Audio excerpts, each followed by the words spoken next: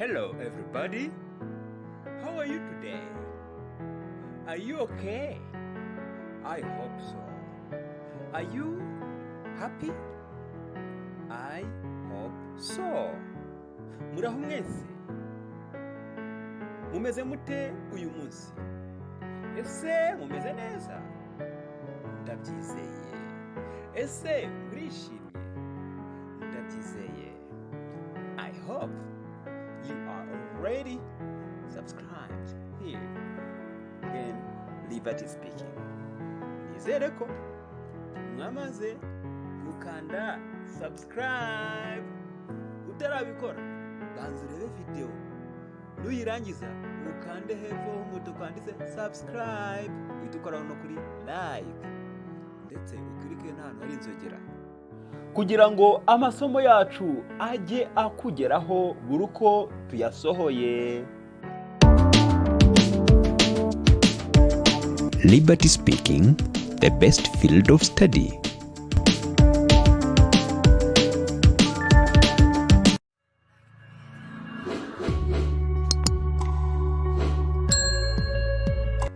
This is your English teacher, Uwingabiye Jean de Dieu. Mureke dutangire.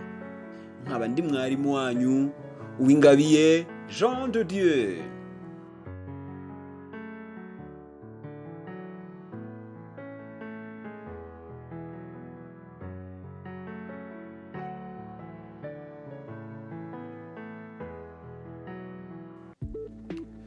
Ten ways to say hello and goodbye.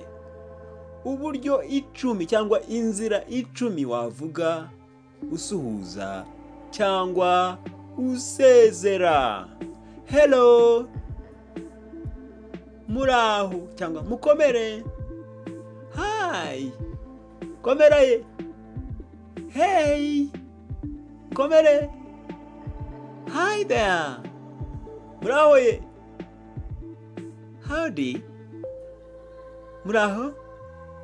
Bye, tugeze kugusezera. Bye, murabeho. Bye bye. Bye bye bikunze gukoreshwa n'inshuti, abantu muri inshuti cyangwa se ubwira abana. Mu buryo bwa kiyobozi ntago wavuga gutyo. Ushobora kuvuga uti goodbye. See you later. See you later. Tuzabona n'ubutaha. Take care. Wiyiteho. Have a good one. Iyo tuvuze ngo have a good, iyo one ni insimburazina. Ushobora nko kubwira umuntu ngo have a good day. Aho hari one ushobora kuhashyira good day. Mu mandi magambo ushobora kuhazashyira icyo wifuriza umuntu ngo umusezera. Wenda tuvuga ashobora kuba ari urugendo rwiza. Have a good trip. Ugire urugendo ruhire. Have a good weekend. Ubwo ni uburyo bwo gusezera, ugenda wongera inyuma ya good, ubwo buryo usezeyemo. 10 informal ways to say yes and no. Uburyo 10 wakemera cyangwa ugahakana. Yeah. Yep. Aha. Sure. Nope. Nah.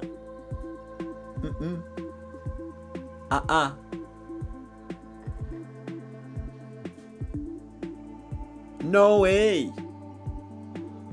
No way ntabwo bishoboka gute. Ndazisubiramo. Ya. Yap. Cyangwa aha.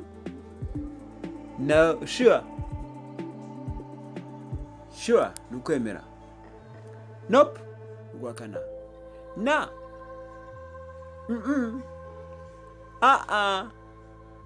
No way. 10 ways to ask how someone is. Uburyo 10 wabaza uko umuntu ameze. Aho uri gisubiramo. How are you? Umeze ute?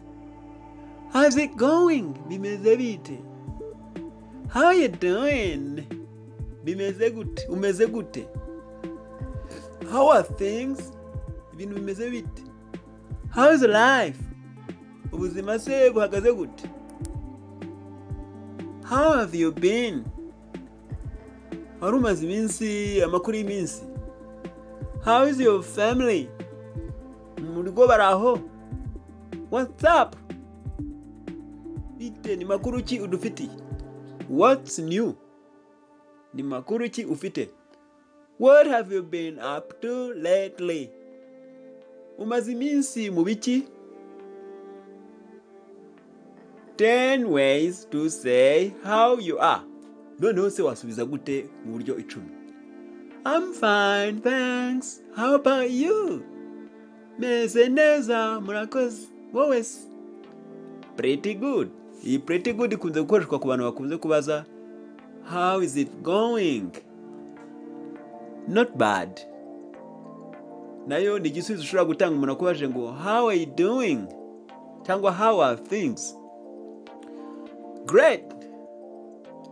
Great ushobora kuyisubiza umuntu akubaje n'ukuntu ibintu bimeze. How are things? Couldn't be better. Couldn't be better ni irindi jambo rivuga ko ibintu ari byiza. Couldn't be better. Mu yandi magambo ni igihe ari nta kibazo. Icyo bakubajije ku buzima bwawe. Can't complain. Naho ngaho ushobora gusubiza can't complain bakubajije ku buzima. Ntabwo ni itotomba. Can't complain. Ushobora no kwibaza amakuru kwisubiza bakubwiye ngo how have you been? Amakuru y'iminsi. Ngaho subiza. How have you been? Subiza, nizere ko aho uri wasubije. Ariko nanone ushobora gusubiza umuntu akwaje ngo how have you been? Nabwiye ko couldn't be better ari igisubizo ushobora gusubiza umuntu akwaje ngo how is life? How is life? Ubuzima bumeze gute? Bavuga ngo nta kibazo. Couldn't be better. Ushobora no gusubiza umuntu akwaje ngo how have you been? Akubajije gutyo ngo umaze iminsi mu biki? Ukavuga ngo I've been busy. Maze igihe mpuze. Same as always. Ni bya bindi bidahinduka. Not so great. Ntabwo ari neza cyane. Could be better. Aho ngaho urumva ko ari ikinyuranyo cyara hejuru. Could be better. Ubu ni uburyo biba bitagenda neza cyane. Guhera kuri gatandatu kumanura. Usubiza I can't complain. Yo kwaje ngo how are you feeling? Ushatse wanavuga kuri nomero 9 ngo not so great. Ariko umuntu akwaje ngo how have you been? Ushobora kumusubiza ngo I've been busy.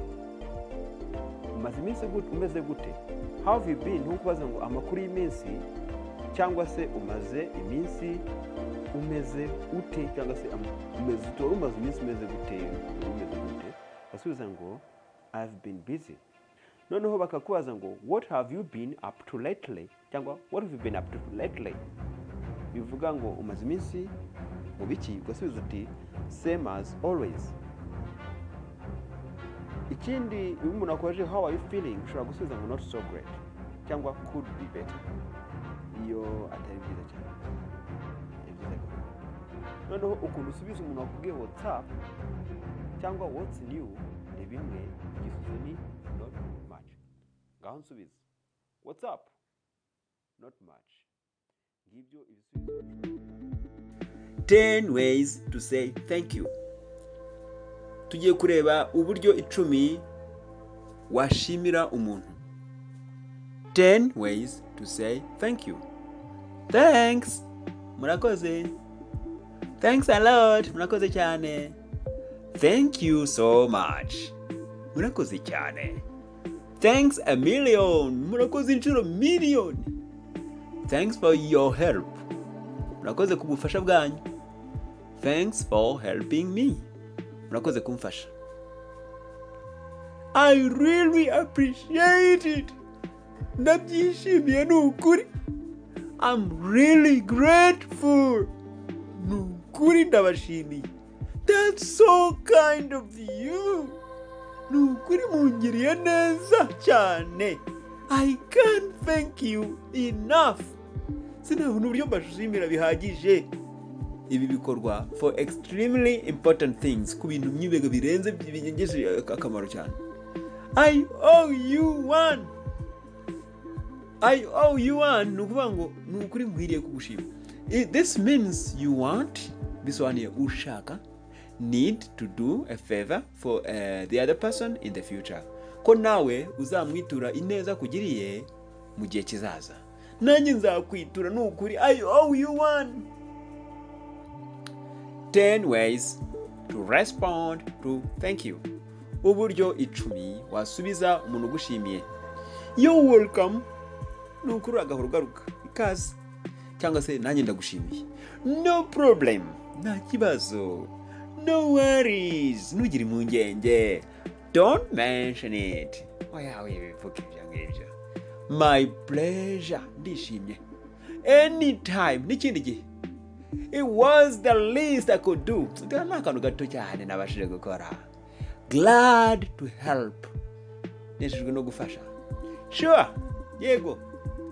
Thank you. Murakoze. Use this when you also have something to thank the other person for. Nawe ufite icyo ugomba kumushimira, jya usubiza thank you. Tugiye gusoreza ku nteruro 5 phrases for apologizing. Interuro 5 zo gusaba imbabazi. I'm sorry that, mbabarire cyangwa se umunyanganire kuko, urugero ushobora kuvuga I'm sorry that I was so rude yesterday. Mumbabarire ko nagaragaje ikinyabupfura gike ejo hashize. It's my fault. Ni ikosa ryanjye. Nukuvuga ngo I'm taking responsibility for the problem. Njye wabiteye ikibazo. Oops, sorry. Mbabarire for very small problems. Mu tubazo dukeya. I should have, nari nkwiye kuba, nagombaga kuba, urugero ibintu byose. I should have called you and told you I'd be late. Nagombaga kuba nagutelefoni nkakubwira ko nari gukererwa.